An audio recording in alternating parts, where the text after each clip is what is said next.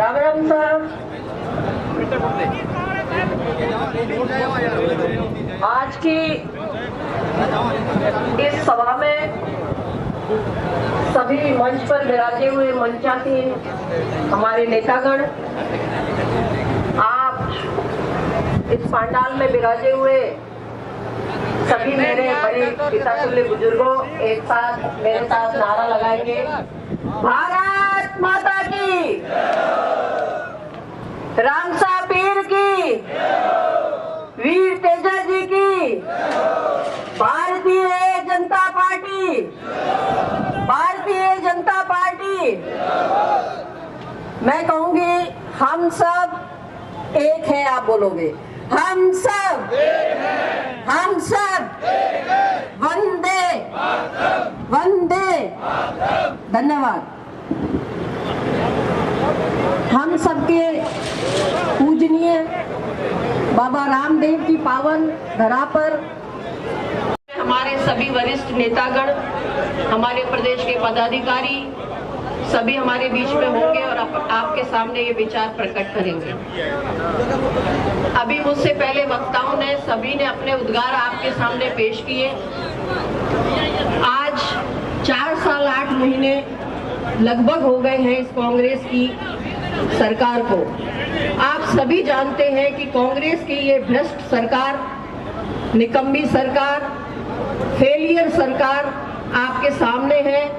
किस तरह से इस सरकार के अंदर भ्रष्टाचार हुआ, किस तरह से इस सरकार के अंदर कानून का खुलेआम उल्लंघन हुआ, किस तरह से इस सरकार के अंदर महिलाओं के सम्मान को ठेस पहुंचाई गई, मेरी बहनों के आत्मरक्षा और सुरक्षा के नाम पर मखौल उड़ाया गया, किस तरह से मेरे युवा भाइयों के भविष्य का खिलवाड़ किया गया।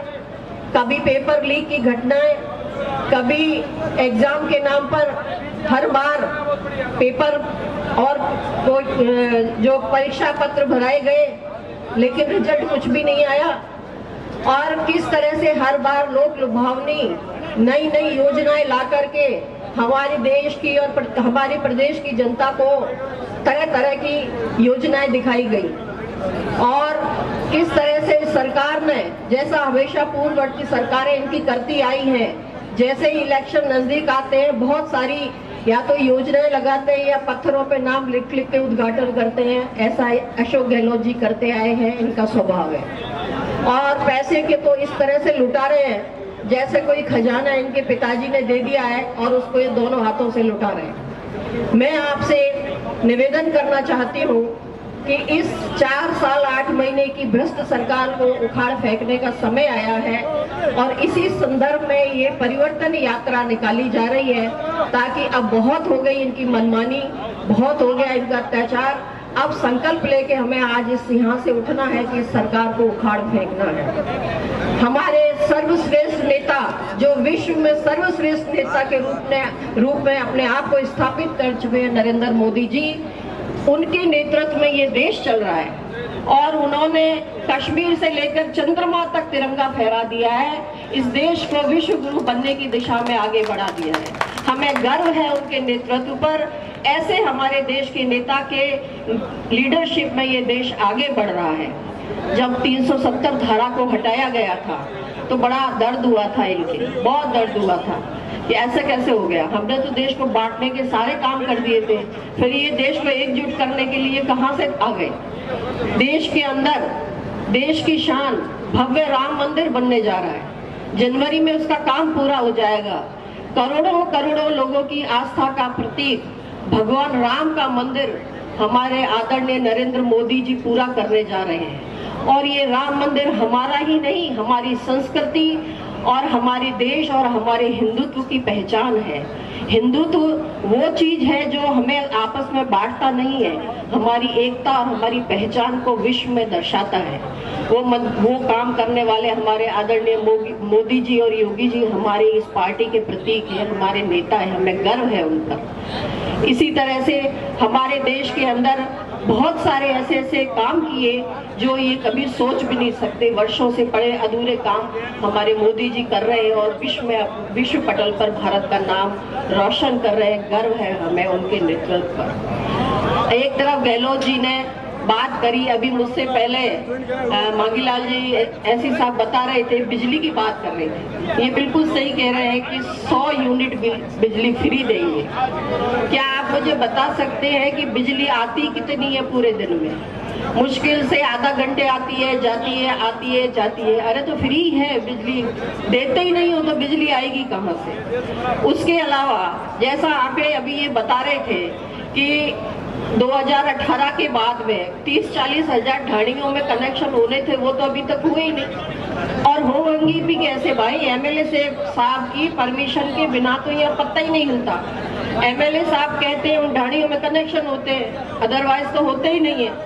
इसलिए वो एज इट इज सारे के सारे वहीं पड़े रहते हैं। और पहली बार जब बिजली फ्री होने की बात गहलोत साहब ने कही तो 1 महीने में प्लानिंग करके बिल कुछ कम किए, दूसरे महीने डबल बिल आ गए।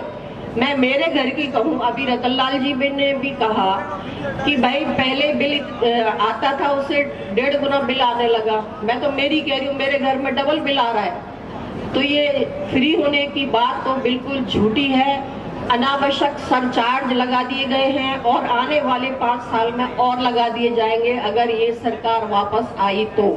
मैं सभी किसान भाइयों से कह रही हूँ, ये एक झूठी सरकार है, हमेशा ऐसे घुमा करके रखती है किसानों को कि कभी उसकी पूर्ति कभी होती नहीं है। क्या मैं ये जान सकती हूँ कि चवाक की तरफ से कुछ लोग आए हैं यहाँ पर? हाँ, आप ही की बात कर रही हूँ। क्या आपको कृषि का कोई क्लेम मिला है 2018 के बाद? नहीं मिला। 2018 से लेकर 2018 से लेकर आज तक किसी भी तरह का कृषि क्लेम इन लोगों को नहीं मिला। और 2018 के बाद में जो इनके एक योजना जो वसुंधरा जी ने दी थी जिसमें इनको बीज और खाद मिलता था, उसके 13,600 रुपए कुछ मिलते हैं। जिसमें किसान आदान योजना होती है उसमें 13,000 रुपए मिले किसी को? पूरे के पूरे ये ई मित्र पे चक्कर लगा लगा के थक गए, एक भी नहीं मिला। और एमएलए साहब ने पटवारियों को बुला करके गिरदावरी करा दी, ग्राम सेवक और उनको सबको टाइट कर दिया। ग्राम सेवकों को कह दिया जबरदस्ती प्रेशर बना करके कि ये बता दो कि हमारे यहाँ सुकाल है, अकाल नहीं है, क्योंकि गहलोत साहब का ऐसा आदेश आया था ऊपर से कि हमको सुकाल ही बताना है। ऐसा ही हुआ था ना? देखिए, ये इनके साथ सबसे बड़ा अन्याय है। और बगल वाला गांव बोड़वा है जिसकी बैंक में 2-2, 2.5 लाख इन्होंने क्लेम उठाया है। बिल्कुल बगल में गांव है, ज्यादा दूर नहीं है।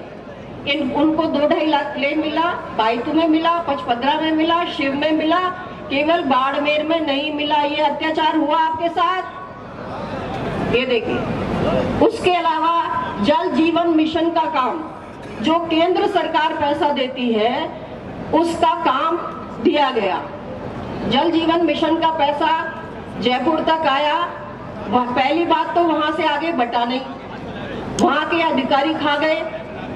वहां के अधिकारियों पर जब ईडी का छापा पड़ा तो पैसा और सोना उनके ऑफिसों में मिला। आपने सुना होगा, ईडी का छापा अधिकारियों के पड़ा और सोना उनकी तिजोरियों में ऑफिसों में मिला। ये भारत में पहली बार हुआ कि ऑफिसों में सोना मिल रहा है। और वहां से थोड़ा बहुत जब प्रेशर पड़ के आया यहाँ जिले में, तो यहाँ पर अपने ही चाहते किसी भांजे को, भतीजे को टेंडर दे दिए गए। वो जाके आरसीसी की रोड खोद दी उन्होंने वहाँ पे, और रोड में नलियों में पानी और धूल भर दी, लेकिन आगे उसका कोई काम नहीं किया। जल जीवन मिशन में किसी के घर कनेक्शन हुआ है क्या? किसी के घर कनेक्शन नहीं हुआ। इस तरह की मनमानियां यहाँ पर चल रही हैं और जहां भी होती है वहां यही हो रही है। अगर कोई पुलिस केस होता है तो सीआई पूछता है कि साहब एफआईआर आई हुई है, लॉन्च करनी है कि नहीं करनी है, दर्ज करनी है कि नहीं करनी है। पानी का कनेक्शन होता है कि साहब इसका पानी का कनेक्शन करवाना है कि नहीं करवाना है। तो इस तरह की जो सरकार चल रही है। एजुकेशन के मामले में मैं एक बात और कहना चाहूंगी, क्योंकि आज शिक्षक दिवस है और मैं इस मंच के माध्यम से सभी शिक्षकों को आज की शुभकामनाएं देना चाहती हूँ। लेकिन इस सरकार ने शिक्षा विभाग का तो पूरा ही भट्टा बिठा दिया। एजुकेशन, स्कूल एजुकेशन हो, हायर एजुकेशन हो, दोनों का ही सत्यानाश कर दिया है।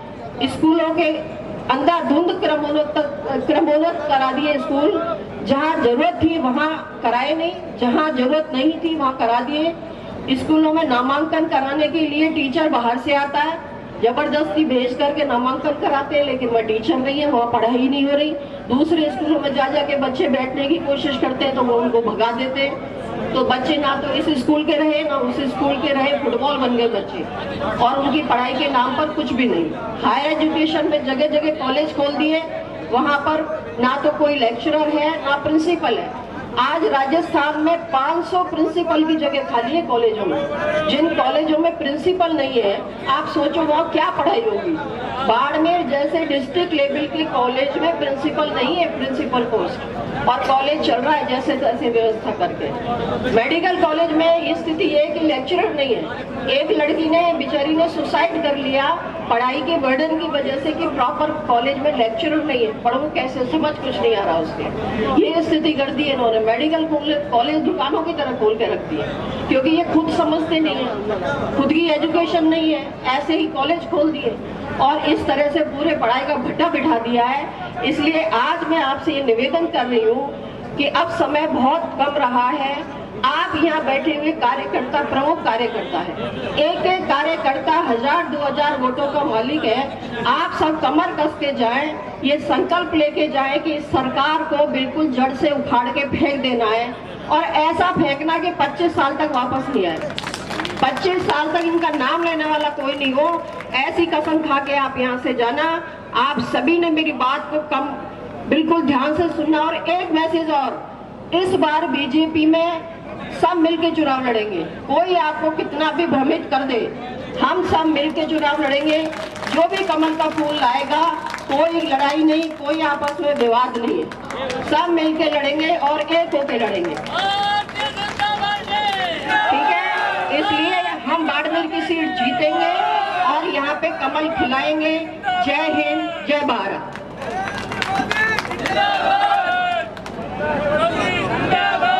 बहुत बहुत धन्यवाद बहन डॉक्टर मर्दुरेखा जी चौधरी। बहुत